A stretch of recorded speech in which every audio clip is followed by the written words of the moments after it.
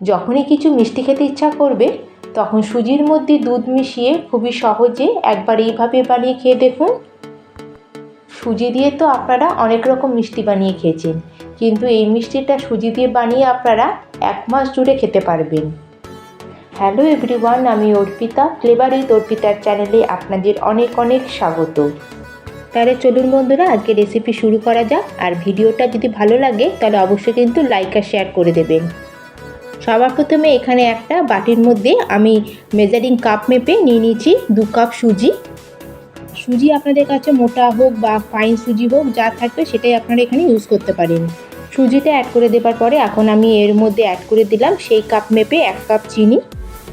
আর এখানে আমি চিনি অ্যাড করেছি, আপনারা যদি চিনি না খান তাহলে আপনারা চিনির পরিবর্তে এখানে গুড় অ্যাড করেও এটা বানাতে পারেন।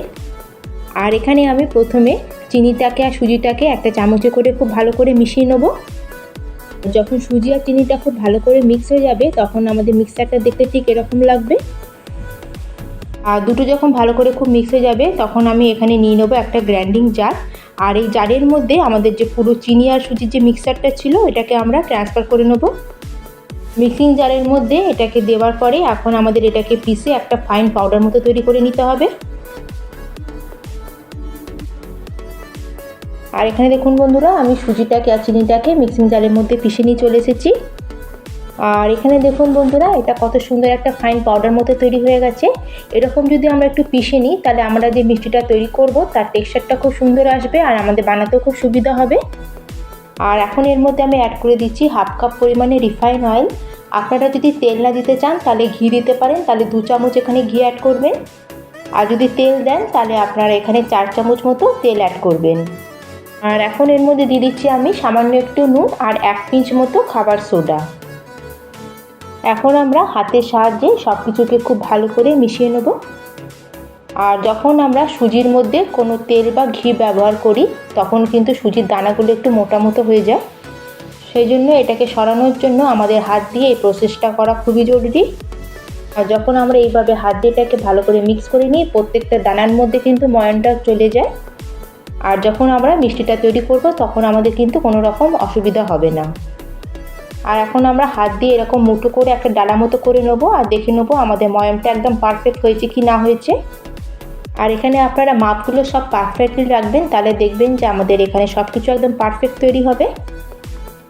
আর এখানে আমাদের এই মিক্সারটা একদম রেডি হয়ে গেছে। এখন আমি এর মধ্যে অ্যাড করে দেবো দুধ। আর যেই কাপ মেপে এখানে আমি সুজি আর চিনি নিয়েছিলাম সেই কাপেরই এখানে আমি 1/2 কাপ দুধ অ্যাড করে দিলাম। এখানে আপনারা কিন্তু কাঁচা দুধের ব্যবহার করবেন না, দুধটাকে প্রথমে ভালো করে গরম করে নেবেন, তারপরে এটাকে ঠান্ডা করে এর মধ্যে অ্যাড করবেন। যখন দেখবেন আমরা দুধটাকে এর সাথে চামচে করে মিক্স করব, একটা লিকুইড ডো মতো রেডি হয়ে যাবে। তখন হয়তো আপনাদের মনে হবে আমাদের এই লিকুইড ডোতে কীভাবে আমরা আজকের এই মিষ্টি বিস্কুটটা রেডি করব। আর যখন এটা মিক্স করে এটাকে চামচে করে উঠাবেন দেখবেন আমাদের এই মিক্সারটা নিচে পড়তে থাকবে। আর এখন আমরা এই ডোয়ের মধ্যে অ্যাড করে দেবো 1 কাপ ময়দা। আপনারা ময়দার জায়গায় এখানে আটাও অ্যাড করতে পারেন। আর ময়দাটা দেওয়ার পরে এখন আমরা চামচে করে এই মিক্সারের সাথে ময়দাটাকে ভালো করে মিক্স করে নেব। আর এখানে সব কিছুকে ভালো করে মিক্স করার পরে আপনারা দেখবেন এখানে কিন্তু ডোটা আমাদের টাইট হয়নি, একটু নরম মতোই হয়েছে। আর যখন আমাদের এটা খুব ভালো করে মিশানো হয়ে যাবে তখন আমরা কি করব, আবার আমরা এর মধ্যে অ্যাড করে দেবো 1 কাপ ময়দা। আর এখানে আমি যে কাপ মেপে 2 কাপ সুজি নিয়েছিলাম সেই কাপ মেপে এখানে কিন্তু আমি 2 কাপ ময়দা অ্যাড করেছি। এখানে কিন্তু মেজারমেন্টের আপনাদের ঠিকঠাক খেয়াল রাখতে হবে। আর আমরা যখন এই ময়দাটা এখানে অ্যাড করব আমাদের কিন্তু এই বিস্কুটটা তৈরি করতে খুব সিম্পল হয়ে যাবে, কোনো অসুবিধাই হবে না। আর ময়দাটা দেওয়ার পরে আমরা ভালো করে চামচে করে মিক্স করে নিয়েছি। আর এখন আমরা এটাকে চামচে মিক্স করব না, এখন আমরা হাতের সাহায্যে ভালো করে সব কিছুকে মিশিয়ে একটা ডো ফর্মে করে নেব। আর এই ডোটা মাখার জন্য এখানে কিন্তু আমাদের আর কোনো রকম জলের ব্যবহার আমরা করব না, আমরা যে দুধ অ্যাড করেছি তাতেই আমাদের খুবই সুন্দর এখানে ডোটা একদম রেডি হয়ে যাবে। আর এইভাবে আমি একটা ভালো মতো একটা ডো তৈরি করে নেব। আর এখন আমি একটা চামচে করে আমাদের ডোটাকে একটু বার করে আপনাদের দেখাচ্ছি, দেখুন।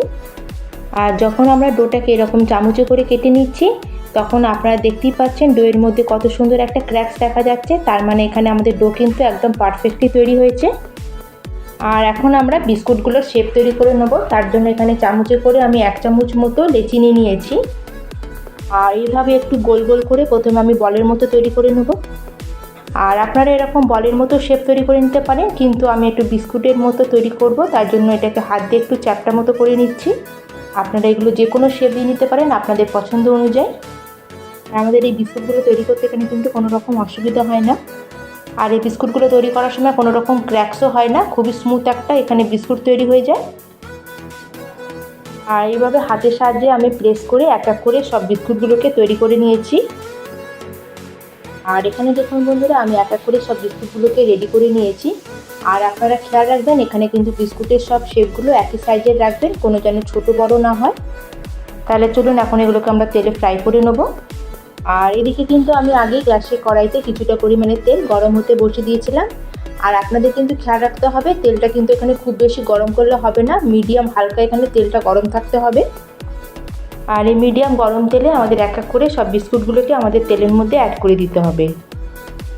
আর বন্ধুরা, কড়াইতে যতগুলো আপনাদের বিস্কুট ধরবে ততগুলো এখানে বিস্কুট অ্যাড করবেন, একসাথে বেশি অ্যাড করবেন না। আর তেলের মধ্যে দেওয়ার পরে প্রথমে কিন্তু আমরা এগুলোকে কোনো রকম টাচ করব না, এখন এগুলো কিন্তু খুবই নরম আছে, এগুলো কিন্তু ভেঙে যেতে পারে। প্রায় 1 থেকে 2 মিনিট যখন এটা একদিকে একটু হালকা কালার চলে আসবে তখন আমরা একটা চামচের সাহায্যে এক এক করে এগুলোকে উল্টে দেবো। আর এইভাবে আমরা মিডিয়াম ফ্লেমে এগুলোকে উল্টে পাল্টে এগুলোকে সুন্দর কালার আসা পর্যন্ত এগুলোকে ফ্রাই করে নেব।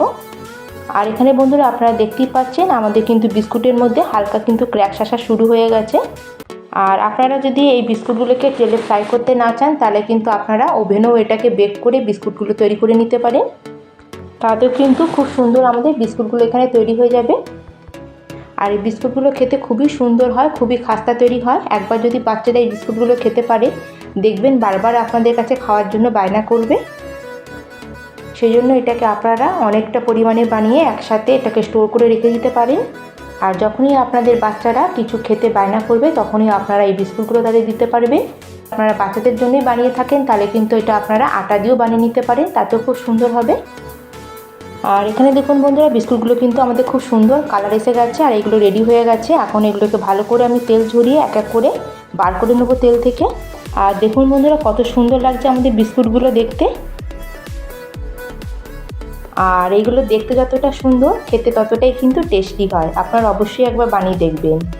আর সেকেন্ড ব্যাচে আমাদের যতগুলো বিস্কুটগুলো বাকি ছিল ফ্রাই হতে সেগুলোকে আমি এক এক করে দিয়ে তেলে ফ্রাই করে নেব।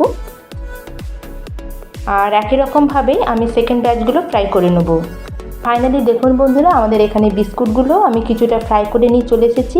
আর দেখুন কত সুন্দর লাগছে দেখতে। আর এই বিস্কুটগুলোর মধ্যে দেখুন কত সুন্দর ক্র্যাকস এসেছে আর দেখতে কতটা লোভনীয় হয়েছে।